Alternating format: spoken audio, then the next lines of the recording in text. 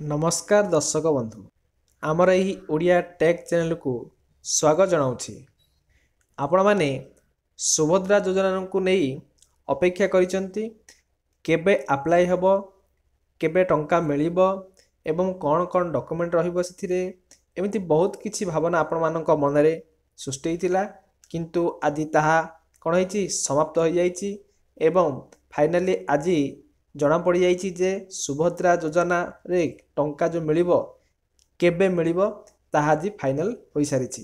देखंतु फ्रेंड्स आजिर एही संवाद पेपर रे सुभद्रा योजना विषय रे आसीछि। ता पूर्वरु मु आपण माननकु कहूछि सुभद्रा योजना जो माने अप्लाई करिवे केबे अप्लाई करिवे ना एही जुलाई मासरे अप्लाई हेबो।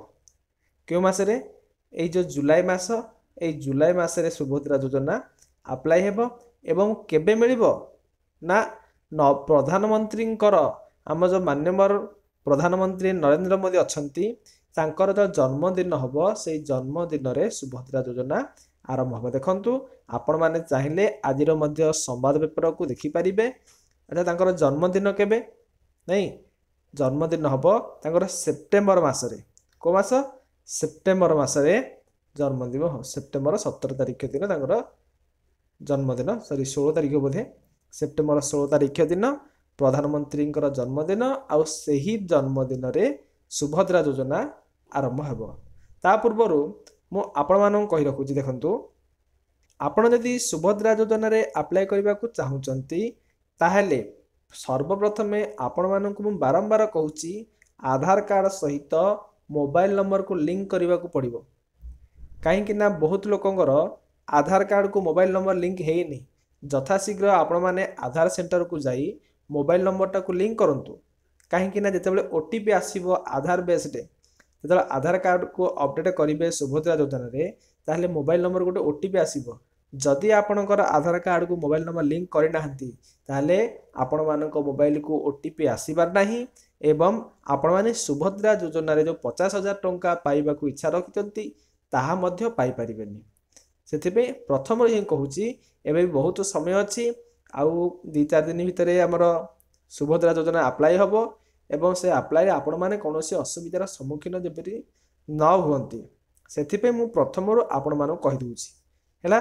प्रथम कथा हैला जुलाई मासरे अप्लाई हबो एवं अगस्त मासरे या को वेरीफाई करा जिवो। एही जो माने अप्लाई करिसंती सुभद्रा योजना से मानक सब डॉक्यूमेंट को वेरीफाई करा जिवो केउ माने पाइबा को योग्य केउ माने पाइबा को योग्य एमिति बहुत किछि। तापर सेप्टेम्बर मासरे कोन हबो प्रधानमंत्री को जन्मदिन हबो सेही जन्मदिन रे सुभद्रा योजना को कार्यकारी आरंभ करा जिवो हैला। ता पूर्व आउ के मानकर किछि लोकर मन रे प्रश्न अछि बा कमेंट माध्यम जणैथिले ना इनकम सर्टिफिकेट कहार लागिबो ना देखंतु घर जे मुख्य थिबो जे घर इनकम करूची बापा हुंतु किंबा माँ हुंतु जदि माँ इनकम करूचंती ताले मांकर इनकम सर्टिफिकेट करिवो जदि बापा इनकम करूचंती ताले बापांकर मध्य इनकम सर्टिफिकेट करिवो। सेदिबे जे कोनोसी गोटिए जदि तुमर कार इनकम सर्टिफिकेट अछि 1 वर्ष किंबा 2 वर्ष मध्ये ताहा भी चलिबो हे जिवो किछि व्यस्त हेबार आवश्यकता नाही। चलंतु देखिबा। अच्छा आउ गोटे कथा देखंतु जदि आपण माने आम चैनल रे आम वीडियो को नुआ देखुचंती ताले एबे सब्सक्राइब कर दियंतु काहेकि ना जेते बेले मु सुभद्रा योजना ऑनलाइन अप्लाई हबो मु आपण माननकु जणाई देबी। ता सहित आपण मानकर सांग साथी मानकु मध्य शेयर कर दियंतु से माने मध्य जानंतु आ से माने मध्य तांकर सुभद्रा योजना रे कोन 50,000 टंका लेखा पाइबो हैला। अच्छा सुभद्रा योजना 50,000 पाइबे केमिति पाइबे आज ए विषय में आलोचना करिबा। देखंतु आजिर संवाद रे आछि नुआ दिल्ली काली ए बैठक बसिथिला आसंता सेप्टेम्बर 16 तारिख रे ओडिसा रे सुभद्रा योजना आरंभ हेबो। केबे आरंभ हेबो आसंता सेप्टेम्बर 16 तारिख दिन आरंभ हेबो एवं ओडिसा रे प्रधानमंत्री नरेंद्र मोदी एहार शुभारंभ करिवे। ए जो सुभद्रा योजना को केउ माने शुभारंभ किए शुभारंभ करिवो ना हमर भारतर प्रधानमंत्री। आज संध्यारे ସ୍ଥାନୀୟ